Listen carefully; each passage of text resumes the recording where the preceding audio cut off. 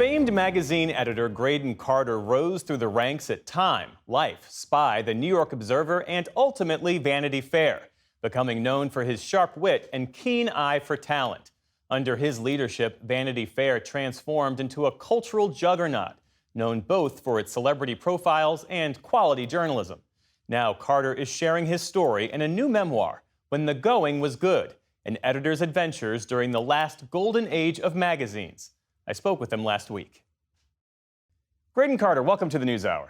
Thank you so much, Jeff. Let's start our conversation where you open your memoir, the heavy anxiety you were feeling as Vanity Fair was about to out Mark Felt as the Watergate informant Deep Throat, scooping the Washington Post on their own story.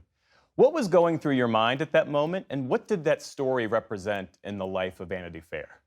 Well, it was a great scoop for us, but it was also a sort of display of how we played a very long game. It had started 2 years earlier when I'd gotten a call from a lawyer who said he represented a man called Mark Felt, who I'd never heard of before, and said that he was Deep Throat. And we talked for a while, and I thought we'll follow up on it because I used to take any phone call that came in just in case there was a lead onto something. And I signed one of my editors to the story, David Friend, and he worked with the lawyer off and on for 2 years on this, finding out about Mark Felt, trying to verify that he was in fact Deep Throat. And we had issues because he was suffering from creeping dementia at the time, so it wasn't 100% solid.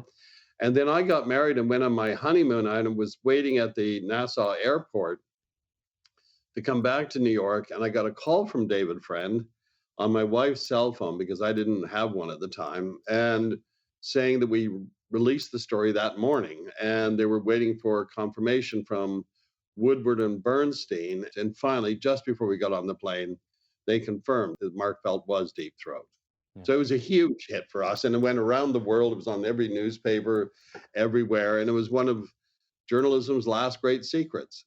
So before Vanity Fair, you co-founded Spy Magazine back in 1986, which had this reputation for fearless satire, aimed mostly at the rich and powerful.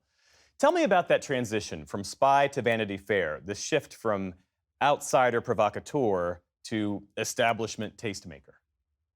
Well, I didn't quite feel I was in the establishment when I came to Vanity Fair, but I had a period in between where I took over the New York Observer, that period that sort of helped the transition into Vanity Fair. But when I got to Vanity Fair, it was not a pleasant experience for the first couple of years, because we'd spent 5 years at Spy writing about Vanity Fair, its editors, its writers, the House voice. And so I wasn't the most popular candidate when I arrived.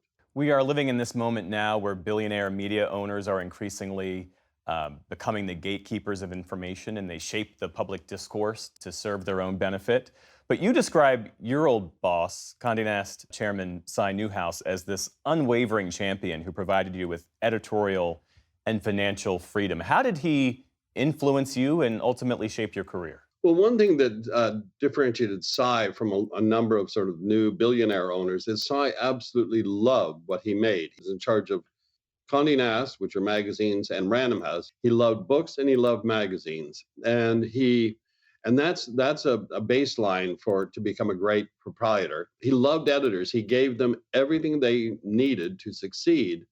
If you did, that was wonderful, but if you didn't, you could never fault him. Even if you last there, like I did for 25 years, there's a million little failures along the way. He was unwavering in his support, and that made all the difference, because all you really care about is the confidence of your proprietor. You mentioned the million little failures. There were lots of successes, too, at Vanity Fair, to include the new establishment list, the annual Hollywood issues that you crafted. What was the thinking behind those franchises? Desperation at first. The Oscar party came first, and that was I'd gone to Swifty Lazar's last Oscar party, and he invented the whole notion of the Oscar party. I went to his last one, then he died in December.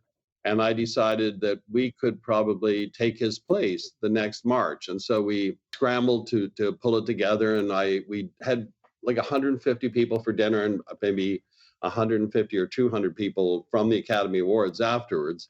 And my philosophy is always that if you're going to fail, best do it with the smallest audience possible.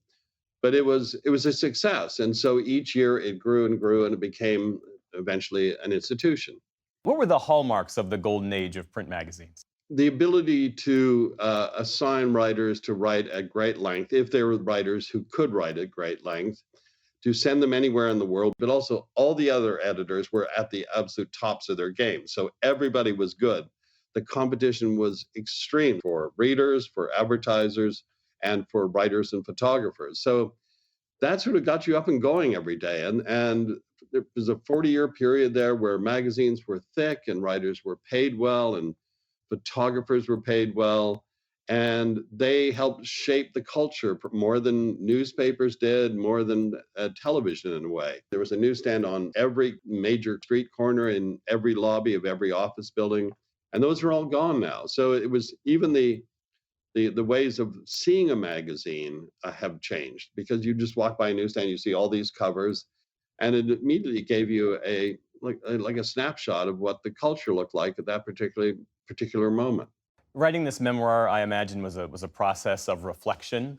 What about you, your attitude, or your approach has been key to your success? I think a good editor is a fearful one, both a curious one and a fearful one.